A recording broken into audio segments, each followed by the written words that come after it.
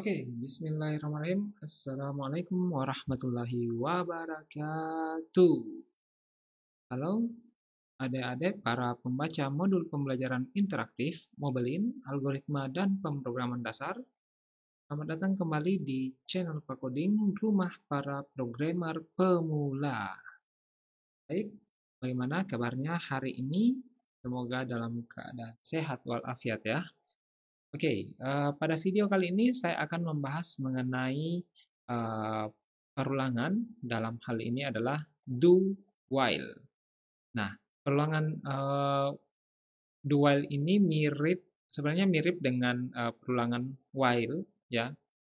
Hanya saja pada perulangan do while ini while-nya itu ada di belakang. Jadi pengecekan kondisinya ada di belakang, sedangkan uh, pengeksekusiannya itu ada di depan, ya.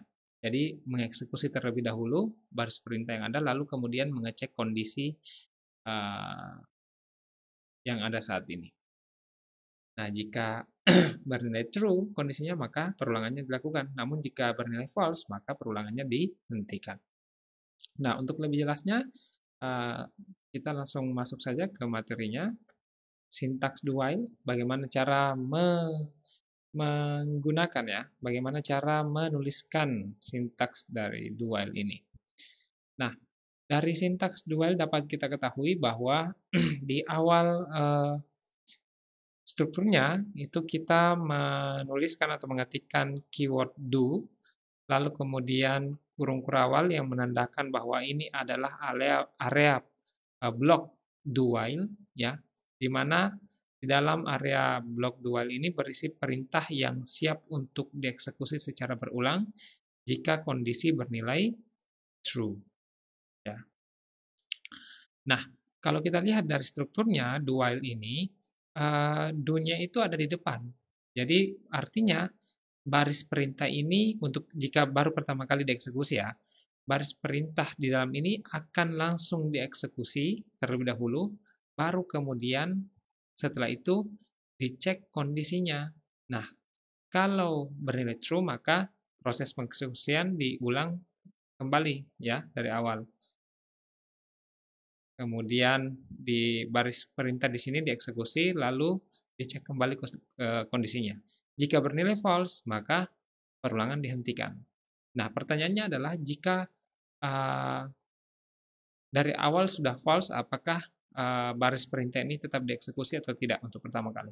Jawabannya adalah akan dieksekusi satu kali, ya. Walaupun kondisinya sebenarnya false dari awal, maka baris perintah yang ada di blok do while ini akan tetap dieksekusi satu kali. Kenapa? Karena ini tadi posisinya berada di depan sebelum pengecekan kondisi, ya. Nah, jadi dicek dulu baru dieksekusi dulu baru dicek kondisinya sehingga kalaupun kondisinya di awal sudah false maka otomatis baris perintah ini akan dieksekusi sebanyak satu kali, ya. Oke, adapun contoh penerapan dari sintaks ini adalah seperti berikut. Ini saya berikan satu contoh, ya. Jadi anggaplah sebelumnya kita sudah mendeklarasikan I dengan nilai 5 ya. Oke. Nah, sekarang I-nya sudah deklarasikan, berarti yang akan dieksekusi berikutnya adalah ini ya, do. Nah, sekarang di do karena tidak ada pengujian kondisi, maka baris perintah di dalam ini akan langsung dieksekusi sehingga akan tampil di layar yaitu ini contoh while. Lalu kemudian ada I++.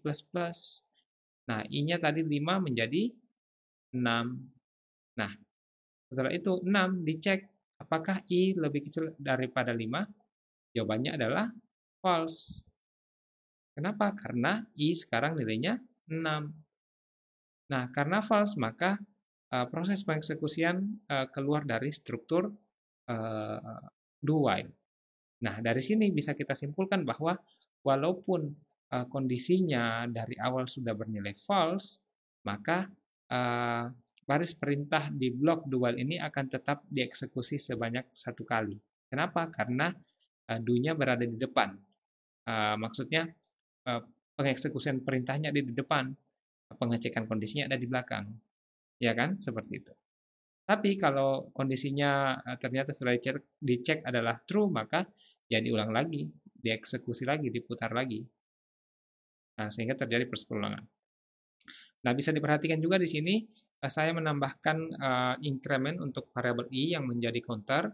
Kenapa? Karena jika tidak saya tambahkan i++, maka tentunya ini tidak akan ada perulangannya tidak akan berhenti jika sejak awal i-nya sudah lebih kecil daripada 5, ya kan? Jadi kalau saya hilangkan maka dan misalnya i-nya ya, i-nya adalah 2. Dan kalau saya hilangkan ini, maka otomatis perulangannya tidak akan pernah berhenti, akan berulang terus mengeksekusi perintah ini terus, yang ini. Ya, seperti itu. Jadi dibutuhkan i++ di sini agar supaya ada kondisi di mana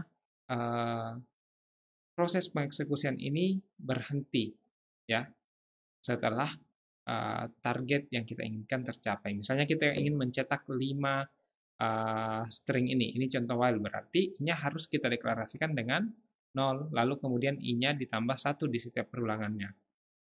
Nah, kalau i-nya ditambah 2 di setiap perulangan, otomatis proses pengeksekusiannya hanya berapa kali ya? 0 ditambah 2 jadinya 2, ya kan? Tambah 2 jadinya 4. Nah, berarti cuma 2 kali ya.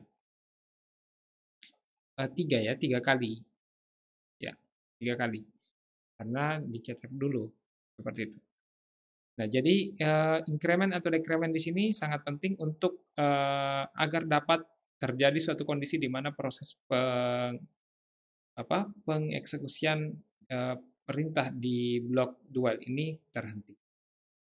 Oke, jadi bisa teman-teman ketahui bahwa perbedaan antara while dan do while adalah jika while kondisinya dicek di awal sebelum mengeksekusi perintah yang ada di blok while-nya, sedangkan di do while